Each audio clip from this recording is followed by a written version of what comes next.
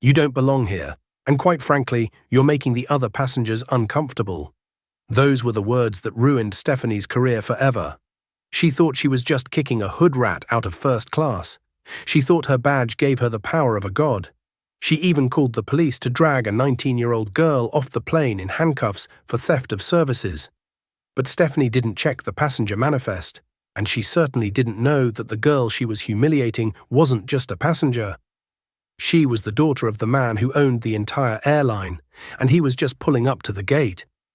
The heavy glass doors of JFK International Airport slid open, letting in a gust of humid July air, but inside Terminal 4, the atmosphere was clinically cold. Maya Washington adjusted the strap of her canvas backpack. She was exhausted. It had been a grueling semester at Stanford, followed by a 6-week internship in Seoul that had tested every ounce of her patience. Now, all she wanted was to get home to Los Angeles, sleep in her own bed, and maybe eat something that wasn't packaged in plastic. She looked down at her attire: oversized grey sweatpants, a faded Stanford hoodie with a coffee stain on the cuff, and worn-out sneakers. She looked like a tired college student. She definitely didn't look like money, but that was how Maya preferred it. She hated the pretension that came with her family name. She just wanted to be Maya. "Flight 402 to Los Angeles, now boarding first class and Diamond Medallion members," the intercom crackled. Maya sighed, rubbing her eyes. She pulled her phone out, the digital boarding pass glowing on the screen. "Seat 1A, first class." She approached the priority lane. The line was short, mostly older businessmen in charcoal suits and women with Louis Vuitton carry-ons who radiated a scent of expensive perfume and entitlement. Maya stepped in behind a man barking into his Bluetooth earpiece about liquidating assets. As she reached the podium, the gate agent, a young man named Kevin who looked like he'd been working a double shift, barely glanced up.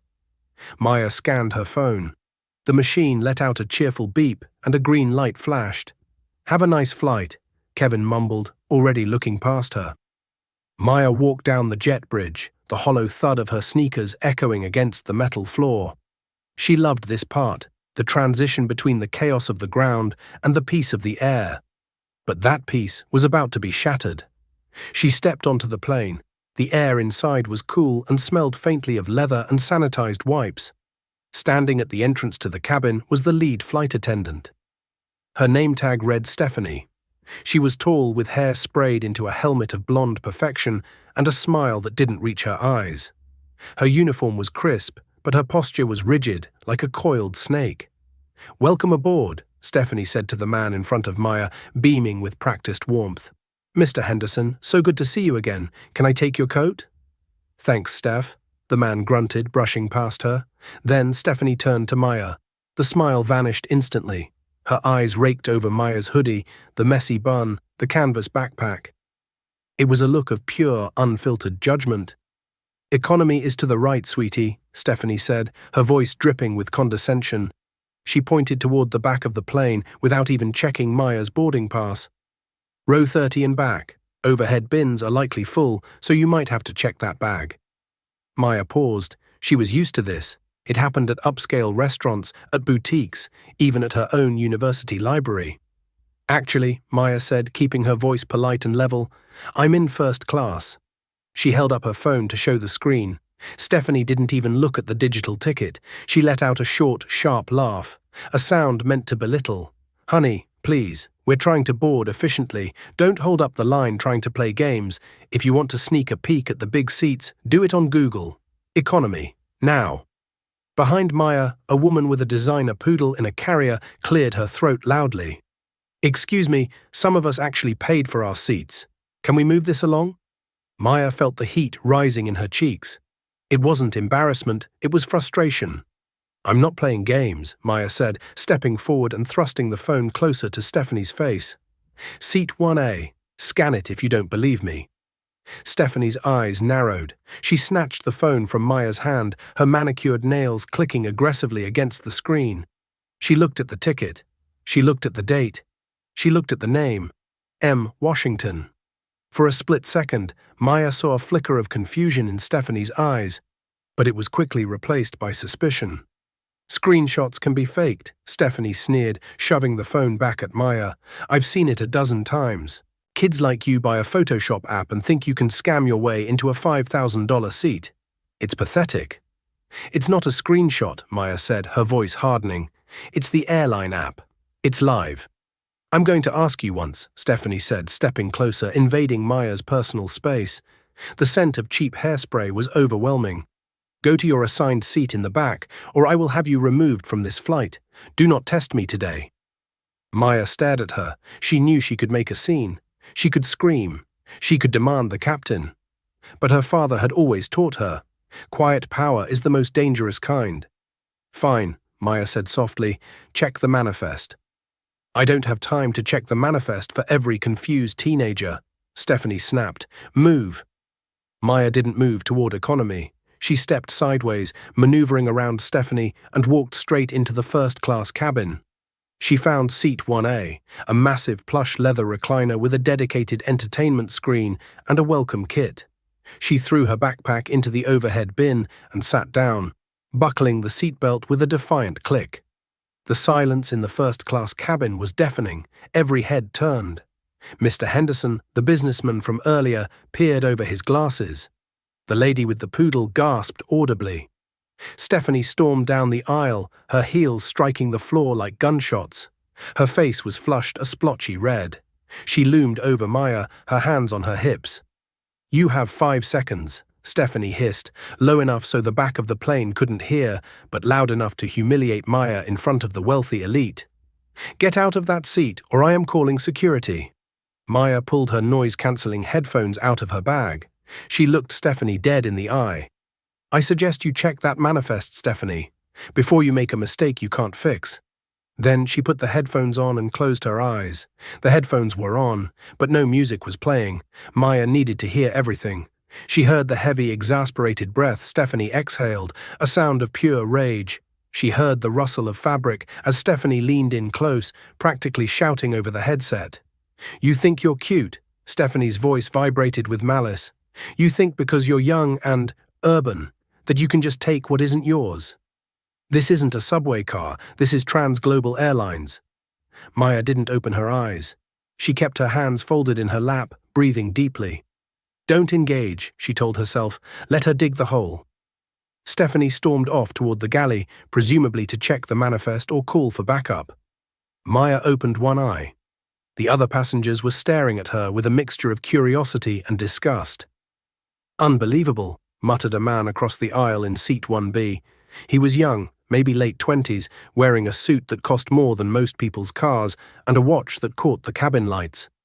He had the slicked-back hair and arrogant jawline of someone who had never heard the word no. This was Preston. Excuse me? Preston leaned across the aisle, tapping on Maya's armrest. Hey, Sleeping Beauty. Maya slid one ear cup back. Yes? You know you're holding us up, right? Preston said, swirling a glass of pre-departure scotch. We miss our slot on the runway because you're playing musical chairs and I miss a meeting in LA. And if I miss that meeting, I lose money. I don't like losing money. I'm in my assigned seat, Maya said calmly. The flight attendant is mistaken. Preston laughed. It was a dry, cruel sound. Mistaken? Look at you, then look at this seat. One of these things is not like the other. Why don't you just go back to row 40 where you belong and let the adults handle business? Sir, I paid for this ticket, Maya lied. Technically her father paid for it, or rather the company did. But the sentiment stood. With whose credit card? Preston shot back, smirking. Daddy's? Or did you lift it from someone's purse in the terminal? Before Maya could respond, Stephanie returned. She wasn't alone.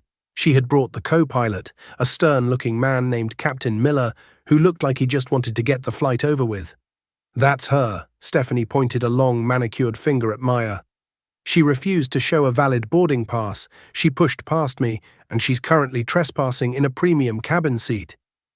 She's belligerent, Captain. Captain Miller sighed. He looked tired. He looked at Maya, seeing only the hoodie and the sweatpants. He made a quick calculation. Flight attendant versus scruffy teenager. In the airline hierarchy, he had to back his crew. Miss, the captain said, his voice authoritative but not shouting, I need to see your boarding pass. Maya unlocked her phone and held it up again. Seat 1A, M. Washington. The captain leaned in, squinting. He looked at the screen, then at Stephanie. It says 1A, Stephanie. Stephanie's face turned a shade of purple. It's fake. Look at the font, Captain. It's slightly off. And look at the name. Washington? Like she's related to the founders. Please, she probably hacked the app or just photoshopped it. I checked the manifest, and seat 1A is reserved for a VIP corporate transfer. Does she look like a corporate transfer to you? She gestured wildly at Maya's attire. The captain hesitated. He looked at Preston, who was shaking his head. She's been rude since she sat down, Captain. Accused me of harassment when I asked her nicely to move. Just get her off so we can fly. That lie stung. Maya sat up straighter. I never spoke to him until he insulted me. She's lying, Stephanie interjected quickly. She's been aggressive since the gate. I don't feel safe flying with her in the cabin. As the lead attendant, I have the authority to remove a passenger who threatens the safety or comfort of the crew. She goes, or I don't fly. This was the ultimatum. Stephanie was playing her ace card. If the crew walked off, the flight would be cancelled. The airline would lose hundreds of thousands of dollars. The captain rubbed his temples. He didn't have time to call IT and verify the ticket code. He had a departure window to hit. Miss, the captain said, his voice harder now, you need to grab your bag and follow Stephanie off the plane. We can sort this out at the gate counter. If I get off this plane, Maya said, her voice trembling slightly with suppressed rage, I'm not getting back on. And you are going to have a very big problem. The only problem I have is a brat in seat 1A, Stephanie snapped. She reached into the overhead bin and yanked Maya's backpack out, throwing it into the aisle. It landed with a heavy thud. Get out. That is my personal property, Maya yelled, finally breaking her composure. And this is my aircraft, Stephanie shouted back. You are disrupting a federal flight. That is a felony.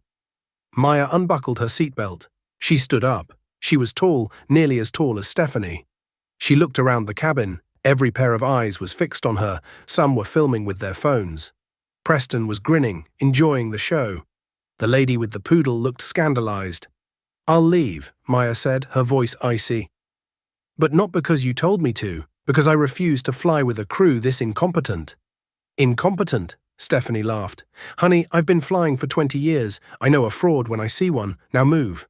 Maya stepped into the aisle and bent down to pick up her bag. As she did, Stephanie leaned in and whispered, Go back to the ghetto, princess. First class is for people who matter. Maya froze. The air left her lungs. That wasn't just rude. It was hate. Pure, concentrated hate. Maya straightened up. She didn't scream. She didn't hit her. She pulled her phone out and dialed a number. Put the phone away, Stephanie shrieked. No calls on the plane. Maya ignored her. She pressed the contact labeled Dad, personal. It rang once, twice. Hey, sweetheart, a deep, warm voice answered. You settled in. I saw the flight is pushing back in 10. Dad, Maya said, her voice breaking just enough to be audible to everyone in the silence of the cabin. I'm being removed from the flight. What? The voice on the other end sharpened instantly. Why? Is there a mechanical issue? No, Maya said, staring directly at Stephanie. The lead flight attendant, Stephanie. She threw my bag in the aisle. She called me a fraud. And she just told me to go back to the ghetto. There was a silence on the other end of the line, a terrifying, heavy silence. Dad? Maya, her father said, his voice incredibly calm, which was always a bad sign for whoever had crossed him. Are you safe? For now, the captain is kicking me off. Hand the phone to the captain, her father ordered. Maya held the phone out to Captain Miller. He wants to talk to you. Stephanie slapped Maya's hand away before the captain could take it. The phone skittered across the floor, sliding under Preston's seat. That's it, Stephanie screamed. Assault. She just tried to hit me.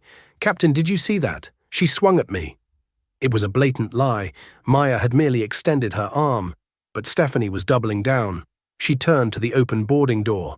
Agent, call the police. I want this passenger arrested for assault on a flight crew member. Preston kicked the phone further back with his heel, hiding it. I saw it, Preston lied loudly. She tried to smack the phone into Stephanie's face. Vicious. Maya looked around, stunned. They were teaming up. The narrative was being rewritten in real time. She was alone, her phone was out of reach, and the police were coming. "You have made a grave mistake," Maya whispered, looking at Stephanie. "The only mistake," Stephanie gloated, crossing her arms, "was thinking you could sit with us. Now wait right there for the cuffs." The sound of heavy boots came thundering down the jet bridge. 2 Port Authority officers squeezed through the narrow aircraft door, their radios crackling with static. The lead officer, a burly man with a buzz cut and a name tag reading Officer Kowalski, looked around the first-class cabin with tired, cynical eyes. He saw the crying baby in row 3, the impatient businessmen checking their watches, and finally the tableau in the aisle. Stephanie, looking flushed and distressed, and Maya standing tall but cornered near row 1. "What's the problem here?" Kowalski grunted, his hand resting instinctively near his belt. Stephanie immediately dissolved into a performance worthy of an Academy Award. She let her shoulders slump, bringing a trembling hand to her chest. "Officer, thank God you're here," she gasped, her voice breathless. "This passenger, she's out of control." She refused to go to her assigned seat. She became verbally abusive, and when I tried to de-escalate the situation, she took a swing at me. Kowalski's eyes snapped to Maya. He didn't see a Stanford student or a CEO's daughter. He saw a suspect. He saw the hoodie. He saw the messy hair. And he saw the defiance in her posture. "Is this true?" Kowalski asked Maya, stepping into her personal space. "No," Maya said firmly. "It is a complete lie. I have a first-class ticket." She refused to look at it. "I called my father, and she slapped the phone out of my hand. That man there," she pointed to where Preston was sitting, "kicked my phone under the seat to hide the evidence." Kowalski looked at Preston. Preston looked up from his scotch, feigning shock. "Officer," Preston said smoothly, using his most respectable citizen voice. "I don't know this girl, but I saw the whole thing. She was screaming at the flight attendant from the moment she boarded. And yeah, she definitely tried to hit her.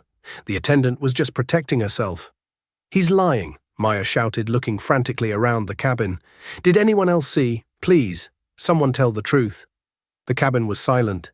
The lady with the poodle looked out the window. Mr. Henderson pretended to read a magazine.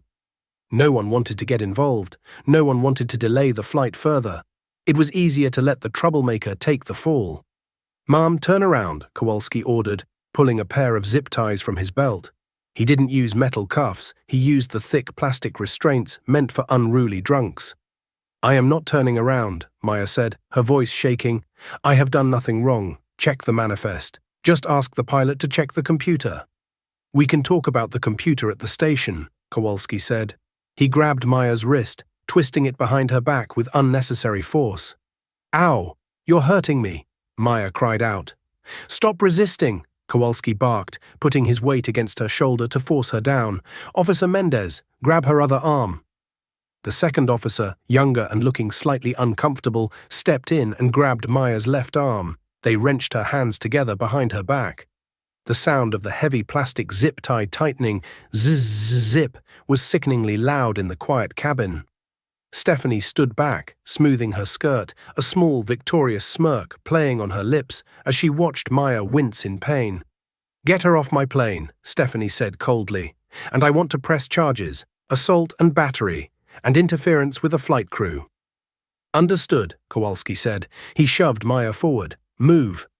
Maya stumbled. Tears of frustration finally spilled over, hot and stinging. This was the nightmare she had always feared. It didn't matter that she had a 4.0 GPA. It didn't matter that she spoke 3 languages. It didn't matter that her father owned the company. In this moment, she was just a body to be removed. As they marched her down the aisle, the humiliation was absolute. Every passenger in economy craned their necks to see. "Is that her? Did she have a bomb?" someone whispered. "Probably drunk," another muttered. "Takes all kinds," said a woman shaking her head. Maya kept her head up, staring straight ahead, refusing to give them the satisfaction of seeing her break down completely. But as she passed row 1, she locked eyes with Preston one last time. Preston raised his glass in a mock toast. "Bon voyage," he mouthed. Kowalski shoved her through the door and onto the jet bridge. The humid air of the tunnel hit her face. "You made a big mistake, kid," Kowalski grunted as they walked her up the incline toward the terminal. Assaulting a flight attendant is a federal offense. You're looking at real jail time. I didn't do it, Maya whispered, her voice hoarse. My phone is still on the plane. I need my phone. Forget the phone, Mendez said, though his voice was softer than his partner's. You'll get your one call at the holding cell. Back on the plane, Stephanie let out a dramatic sigh of relief. She picked up the intercom handset. Ladies and gentlemen, she announced, her voice regaining that sickly sweet customer service tone. We apologize for the delay. We have removed a security threat from the aircraft. We will be closing the cabin doors shortly and proceeding to Los Angeles. Thank you for choosing Transglobal. A scattering of applause broke out in the cabin. The passengers were happy. The problem was gone. They could go back to their drinks and movies. Stephanie walked past seat 1A. She saw the backpack in the aisle where she had thrown it. She kicked it toward the galley, intending to have the ground crew toss it in the trash later. Then she noticed the edge of a phone sticking out from under Preston's seat. She bent down and picked it up. The screen was cracked, but it was still on. It showed an active call screen, though the line had disconnected. The contact name was simply Dad, personal. Stephanie scoffed. Daddy can't save you now, she muttered. She switched the phone off and shoved it into her apron pocket. She signaled the gate agent. Close the door, Kevin. We're out of here. The heavy aircraft door swung shut and locked with a mechanical thud. The seal was airtight. Stephanie felt a surge of power. She had won. 3 miles away, in the back of a chauffeured Maybach SUV, Marcus Washington stared at his phone. The line was dead. He didn't blink. He didn't yell. He sat in a stillness that was far more terrifying than any scream. Marcus was a man who had built an empire from nothing. He had acquired Transglobal Airlines in a hostile takeover 3 years ago because he was tired of the way other airlines were run. He was known in the boardroom as the silencer because when he spoke, everyone else stopped breathing. He had heard the last 10 seconds of the call clearly. He heard Maya's voice trembling. He heard the woman, Stephanie, screaming lies. He heard the scuffle, and he heard the distinct sound of the phone hitting the floor. Mr. Washington, his driver Thomas, looked in the rear-view mirror. We are approaching the private hangar. The jet is prepped for your trip to London. Cancel the London flight, Marcus said. His voice was low, resonating with a dark gravity. Thomas paused, surprised. Sir, the board is waiting in London. Turn the car around, Marcus ordered. Take me to Terminal 4, main departure gate. Terminal 4. Sir, that's commercial. Traffic is… Thomas, Marcus said, his eyes still fixed on his silent phone. Get me to Terminal 4. Drive on the tarmac if you have to. Thomas nodded, sensing the shift in the atmosphere. He swung the massive car around, tires screeching, and floored it. Marcus dialed a number on his secure line. It wasn't the customer service line. It was the direct private cell of David Ross, the director of operations for JFK. Marcus, David answered on the first ring, sounding surprised. I thought you were wheels up for the UK. Do you need something? Flight 402 to Los Angeles, Marcus said. What is its status? There was the sound of typing on the other end. Flight 402. Looks like they just closed the doors. Pushing back from the gate in 2 minutes. Why? Stop it, Marcus said. Excuse me? Stop the plane, David. Do not let it push back. Tell the tower to deny taxi clearance. If it moves 1 inch, you're fired. There was a stunned silence on the line. Marcus, I can't just ground a fully loaded Boeing 757 without a cause. The FAA will be all over us. Is there a mechanical failure? A bomb threat? There is a failure, Marcus said, adjusting his cufflinks. A failure of leadership. My daughter was just assaulted by the crew and dragged off that plane by police. Oh my God, David breathed. Your daughter, Maya, she was on that flight. She was, Marcus corrected. Now she is somewhere in the terminal, likely in custody, while the woman who assaulted her is preparing to serve drinks. I want that plane held at the gate. I want the jet bridge reconnected. And I want the stairs lowered. I'm on it, David said, his voice snapping into crisis mode. I'm calling the tower now. Where are you?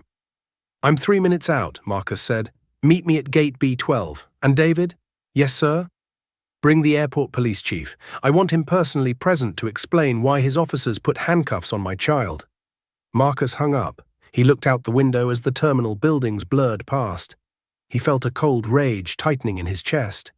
He had raised Maya to be humble. He made her fly commercial so she would understand the value of $1 and stay grounded. He had told her to never use his name to get ahead. That ends today, he thought. He unlocked his iPad and pulled up the internal HR database for Trans-Global Airlines. He typed in the flight number 402. The crew manifest populated instantly. Lead flight attendant, Stephanie Miller. Employee ID, 89442, 10 years of service, 3 prior complaints for attitude, all dismissed by the union. Captain, John Miller, passenger manifest. He scrolled down to seat 1A. It showed, cancelled, no show. Marcus's jaw tightened. They hadn't just kicked her off, they had erased her from the system to cover their tracks. They were trying to make it look like she never boarded. The SUV screeched to a halt at the VIP curb of Terminal 4. Before Thomas could open the door, Marcus was out.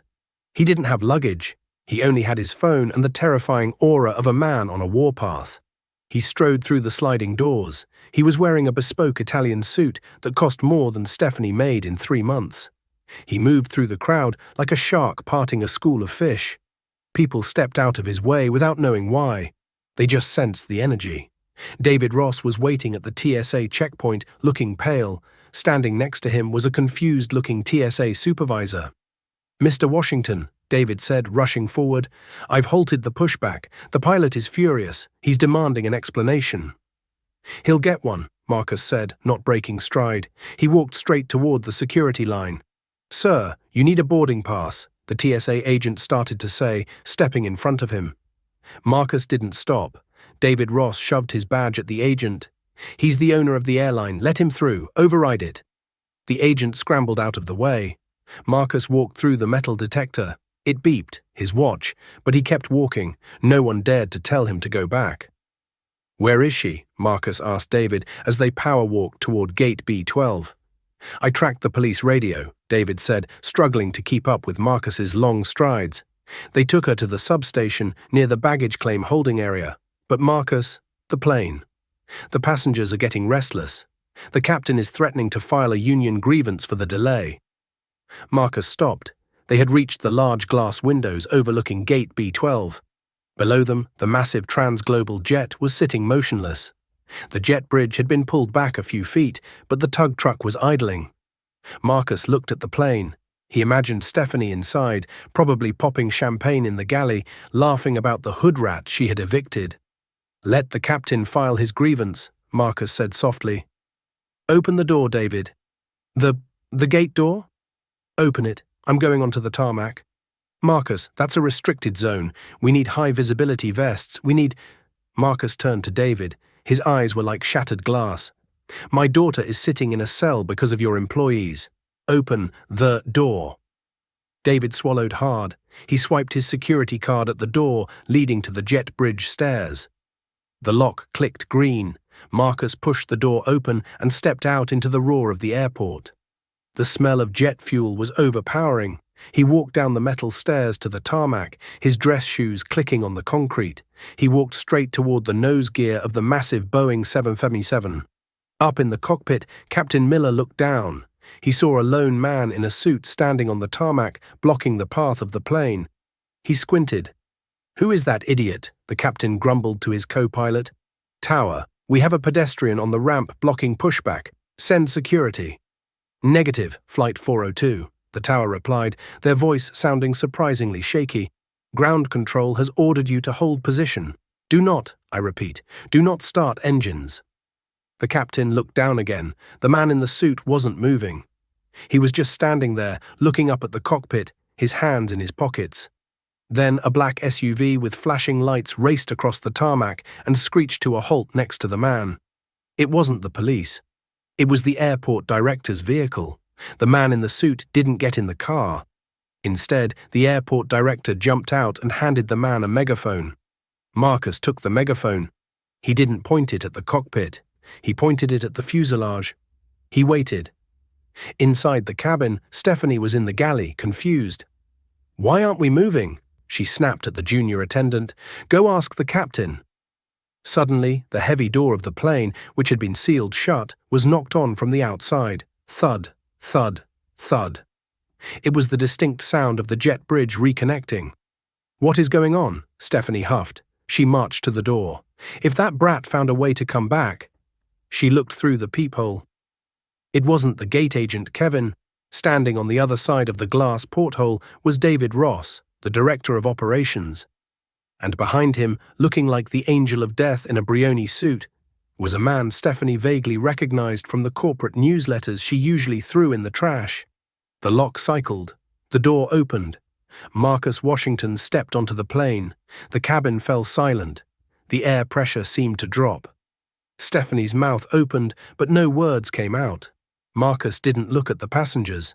He looked directly at Stephanie. "I believe," Marcus said, his voice calm and terrifyingly polite, "you have something of mine." The silence in the first-class cabin was absolute. It was the kind of silence usually reserved for funerals or the moments before a car crash. Stephanie stared at Marcus. Her brain was misfiring. She saw the expensive suit, the way David Ross, her boss's boss's boss, was standing deferentially behind him, and the sheer, suffocating aura of authority this man projected. But she couldn't reconcile it with the girl she had just thrown off the plane in sweatpants. Excuse me?" Stephanie stammered, her customer service mask slipping. "Sir, you need to return to the terminal. You cannot board an aircraft once the doors have—" "I didn't ask about the doors," Marcus cut her off. His voice wasn't loud, it was a low rumble, like distant thunder. He took one step closer, invading her personal space, just as she had done to Maya. "I asked about the phone. My daughter was on a call with me when you slapped it out of her hand." "Where is it?" Stephanie's heart hammered against her ribs. "Daughter. I don't know what you're talking about," she lied, her eyes darting nervously to the side. "The passenger was removed by police for being disruptive. I don't know anything about a phone." "Liar," Marcus said. He didn't shout it. He stated it like a fact on a balance sheet. "Hey, buddy," Preston in seat 1B piped up, swirling his scotch again. He was annoyed by the delay and oblivious to the danger he was in. "Look, we get it. Dramatic entry. But we're trying to get to LA. Why don't you take it up with customer service and let us fly?" Marcus turned his head slowly to look at Preston. He looked at the slicked back hair, the expensive watch, the arrogant slouch. "Preston Sterling," Marcus said. Preston froze. The glass stopped halfway to his mouth. "How do you know my name?" "I know your father, Richard," Marcus said coldly. "Sterling Capital manages a small portion of my employee pension fund. I was actually scheduled to have dinner with Richard in London tomorrow." Marcus paused, letting the words hang in the air. "I wonder how Richard will feel when I tell him I'm pulling the entire trans-global portfolio from his firm because his son decided to lie to the police to help harass a 19-year-old girl." Preston's face went pale. The arrogance evaporated instantly. "Wait, hold on. I didn't lie. I saw—" "You saw nothing," Marcus snapped. "You saw a young black woman in a hoodie and assumed she didn't belong. So you helped this employee," he gestured to Stephanie without looking at her, "create a narrative to remove her." Marcus turned back to Stephanie. She was trembling now. She had put the pieces together. The name on the ticket. Washington. The man in the suit. The power. "You checked the manifest," Marcus said, stepping closer. "You saw the name Washington. And you thought, what a coincidence. You didn't think, maybe this is the daughter of the man who signs my paychecks." Stephanie gasped. The blood drained from her face so fast she looked like a ghost. Mr. Washington, I didn't know. She didn't say. She was wearing sweatpants." "She was wearing clothes," Marcus corrected. "Comfortable clothes for a 6-hour flight. Since when does Trans-Global Airlines have a dress code for paying customers? Since when does a hoodie justify assault?" "I didn't assault her," Stephanie cried, panic rising in her voice. "She attacked me. Ask the captain." Captain Miller emerged from the cockpit, looking furious. He saw the open door, the staircase, and the stranger in his cabin. "Who the hell are you?" the captain barked. "Get off my flight deck immediately, or I'm having you arrested." David Ross stepped out from behind Marcus. "Captain Miller, stand down," David ordered sharply. "David!" The captain blinked. "What is going on?" This man, David said, his voice shaking slightly, is Marcus Washington. He owns the airline, John. The captain stopped dead. He looked at Marcus. He looked at the pin on Marcus's lapel, the gold Trans-Global logo that only the board of directors wore. Mr. Washington, the captain stammered, pulling his hat off. I had no idea. The passenger, the girl, she was uncooperative. Stephanie told me she was a threat. And you blindly believed her, Marcus said. You didn't check the ticket. You didn't listen to the passenger. You let a paying customer, my child, be dragged off your ship in zip ties because it was inconvenient to ask questions. I followed protocol, the captain said weakly. No, Marcus said, you followed prejudice, and now you are going to fix it. Marcus turned back to Stephanie. She was backing away, cornered against the galley cart. The phone, Marcus repeated. Last chance. Stephanie's hand went involuntarily to her apron pocket. She realized the gesture too late. Marcus held out his hand. Trembling, Stephanie reached into her pocket and pulled out Maya's phone. The screen was cracked. I found it, she whispered, her voice barely audible. I was going to turn it into Lost and Found. You hid it, Marcus said, taking the phone. He looked at the cracked screen. Destruction of private property. Filing a false police report. Theft. He handed the phone to David Ross. Unlock it. Maya's passcode is her birthday. 704. David unlocked the phone. Check the voice memos, Marcus said.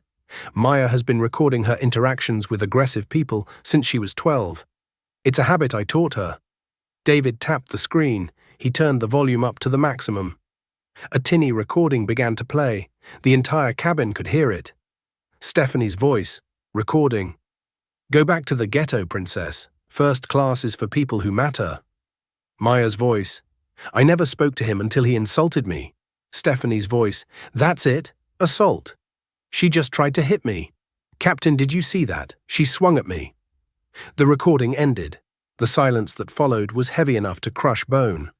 The lady with the poodle put her hand over her mouth. Mr. Henderson looked down at his shoes. Preston closed his eyes, knowing he was doomed. Stephanie stood frozen. The audio proof of her racism and her lies was echoing in the air. That's out of context, Stephanie whispered, tears streaming down her face now. I was stressed. We were running late. I didn't mean it like that. You meant every word, Marcus said softly. You looked at my daughter and decided she was less than human. And you used the police as your personal weapon to enforce that belief. Marcus turned to David. Call the police chief. Tell him to bring the suspect back to the aircraft. I want the criminal returned to the scene of the crime. Sir, David said, they're already processing her at the station.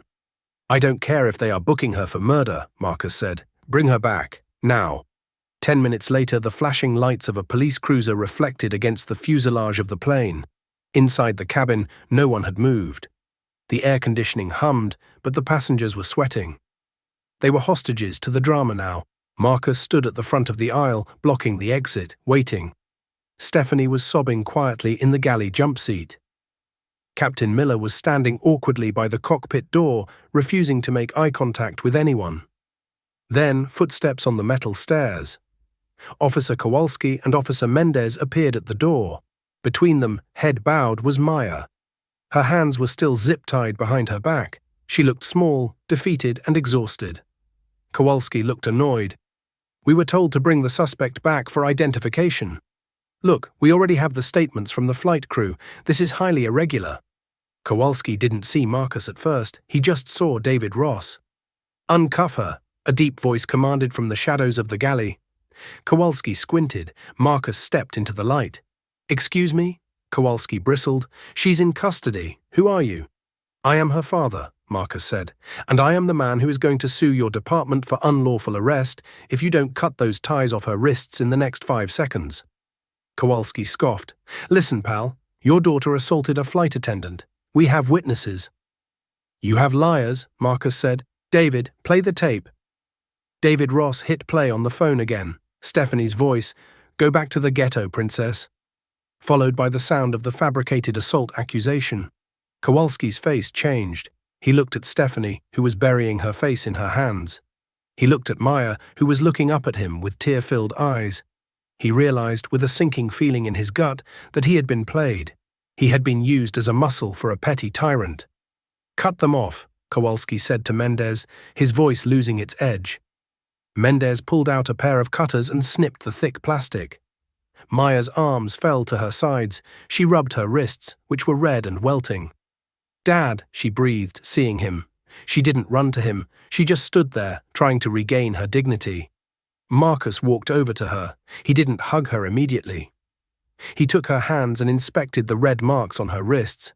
He gently touched the bruise forming on her shoulder where Kowalski had shoved her. Then he turned to the cabin. "My daughter," Marcus said, his voice projecting to the back of the plane, "worked for 6 weeks in a rural clinic in Seoul. She is a straight-A student at Stanford. She volunteers at a legal defense fund for the wrongly accused. She has never stolen a thing in her life. She was sitting in seat 1A because she earned the right to rest." He looked at the passengers. "How many of you sat there and watched a 19-year-old girl get bullied?" No one answered. "How many of you saw her hit this woman?" Marcus pointed at Stephanie. Silence. "You," Marcus pointed at Preston. "You told the police she hit her. Do you want to repeat that statement now, with my lawyers listening?" Preston shook his head vigorously. I might have been mistaken. From my angle, it was hard to tell." "You lied," Marcus said, "because it was easier to side with the uniform than the girl in the hoodie." Marcus turned to Officer Kowalski. "Officer, you arrested my daughter for assault based on a lie. Now, I would like to report a crime." Kowalski looked nervous. "What crime, sir?" "False imprisonment," Marcus said, "filing a false police report and discrimination in a place of public accommodation." He pointed a finger at Stephanie. "I want her arrested." Stephanie shrieked, "You can't do that. I was doing my job." "Your job," Marcus said, his voice dropping to a terrifying whisper, "was to ensure the safety and comfort of the passengers. Instead, you weaponized your authority to humiliate a child because you didn't like her face. You are fired, Stephanie. Effective immediately. You will not fly for Transglobal or any airline ever again. I will personally make sure your certification is revoked." Stephanie looked at the captain. "Captain, do something. He can't just fire me on the plane." Captain Miller looked at Marcus, then at Stephanie. He saw the recording on the phone. He saw the bruises on Maya's wrists. "You lied to me, Stephanie," the captain said, his voice cold. "You compromised the safety of this flight. You're on your own." Stephanie gasped. "Officer," Marcus said, "remove this woman from my aircraft. She is trespassing." Kowalski hesitated only for a second. The evidence was audio clear. He had been made to look like a fool, and cops hate being made to look like fools. He turned to Stephanie. "Ma'am, grab your bag," Kowalski said, reaching for his handcuffs, the real metal ones this time. "No, no, you can't," Stephanie screamed as Mendez grabbed her arm. "I have seniority. I have rights. You can't arrest me." "You have the right to remain silent," Kowalski said, snapping the cuffs on her wrists. The metallic click-click was the sweetest sound Maya had ever heard. As they dragged a sobbing, screaming Stephanie down the aisle, the exact same walk of shame she had forced Maya to take, the passengers watched in stunned silence. But this time, as Stephanie passed, no one looked away. They watched the karma hit. When they reached the door, Stephanie looked back at Marcus. "You're ruining my life," she screamed. "No," Marcus said calmly. "You ruined it the moment you decided my daughter didn't belong." The police dragged her out. The cabin was quiet again. Marcus turned to Maya. He finally pulled her into a hug. She buried her face in his expensive suit and sobbed, the adrenaline finally crashing. "I got you," he whispered. "I got you." He looked over Maya's head at the captain. "Captain Miller," Marcus said. "Yes, sir?" "You're suspended pending an investigation into why you allowed this to happen without verifying the facts. Pack your bag. You're off this flight." "But, sir," the captain stammered, "who will fly the plane? The passengers? We're already delayed." Marcus looked at the passengers. He looked at Preston, at the lady with the poodle, at the businessmen. "This flight is cancelled," Marcus announced. The cabin erupted in groans and protests. "However," Marcus raised his voice, "a replacement aircraft will be provided in 2 hours for those who wish to rebook. But for now, everyone off. I need this plane empty." Why? Preston demanded, standing up. This is ridiculous. We paid for these seats. Because, Marcus said, staring Preston down until the man slumped back into his seat. I need to clean the bad energy out of this cabin, and I'm taking my daughter home. On my jet. He grabbed Maya's backpack from the galley where Stephanie had kicked it. He slung it over one shoulder. He put his other arm around Maya. Come on, sweetheart, he said. Let's go. They walked off the plane together, leaving a cabin full of stunned, shamed people behind them. But the story wasn't over. The video was about to go viral. The internet moves faster than any jet. By the time Marcus's private Gulfstream touched down at LAX, the video filmed by the teenager in seat 2B had already amassed 12 million views. The caption was brutal in its simplicity. Flight attendant calls cops on boss's daughter. Watch the instant karma. For Stephanie Miller, the fallout was nuclear. She didn't just lose her job, she became a global pariah. Global Airlines fired her for gross misconduct and violation of the Passenger Bill of Rights before she was even released from police custody. When she tried to fight it through her union, they watched the video of her lying about the assault and immediately dropped her case. But Marcus wasn't done. 2 days later, a process server handed Stephanie a civil lawsuit. Marcus wasn't suing for money. He knew she didn't have any. He was suing for defamation and civil rights violations. The judgment would remain on her permanent record forever, ensuring that no airline, hotel, or customer service agency would ever hire her again. She had abused her power, so Marcus ensured she would never hold power over another human being again. Preston Sterling fared no better. He thought his father's wealth would shield him, but he forgot that his father's wealth depended on clients like Marcus. On Tuesday morning, Richard Sterling stormed into his son's penthouse, throwing a tablet onto the glass coffee table. "You idiot," Richard roared. "Do you know what Marcus Washington did this morning? He pulled the Global Pension Fund from our firm. That is a $400 million account, Preston." "Gone." "Dad, Shut up," Richard cut him off. "You perjured yourself to impress a flight attendant. You are a liability. I'm freezing your trust fund and removing you from the board. If you want to eat, get a job." Preston was left standing in his designer suit, realizing that for the first time in his life, he couldn't buy his way out. A week later, at the Washington estate in Malibu, Maya sat on the deck, watching the waves. The bruises on her wrists were fading, but the lesson remained. Marcus sat beside her, sliding a piece of paper across the table. It was a press release. Global Airlines announces the Maya Washington policy. Mandatory blind review for all passenger removals and a zero-tolerance protocol for discrimination. "Did you have to destroy them, Dad?" Maya asked softly. "Stephanie and Preston." "I didn't destroy them, Maya," Marcus said, taking her hand. "I just held up a mirror. They destroyed themselves. I just made sure the world saw it, so the next Stephanie thinks twice before she judges a girl in a hoodie." Maya smiled, finally feeling the weight lift off her chest. "Okay, but next time?" "Yeah? I'm flying private." Marcus laughed. "Deal." And that is how a simple flight turned into a masterclass in humility. Stephanie and Preston thought their status gave them the right to bully someone they saw as lesser, but they learned the hard way that true power doesn't need to scream. It just needs to show up. What do you think? Was Marcus's revenge too harsh, or was it exactly what they deserved?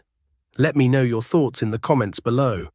If you enjoyed this story of justice served cold, please hit that like button. It really helps the channel grow. And don't forget to subscribe and turn on notifications so you never miss a new story. Thanks for watching.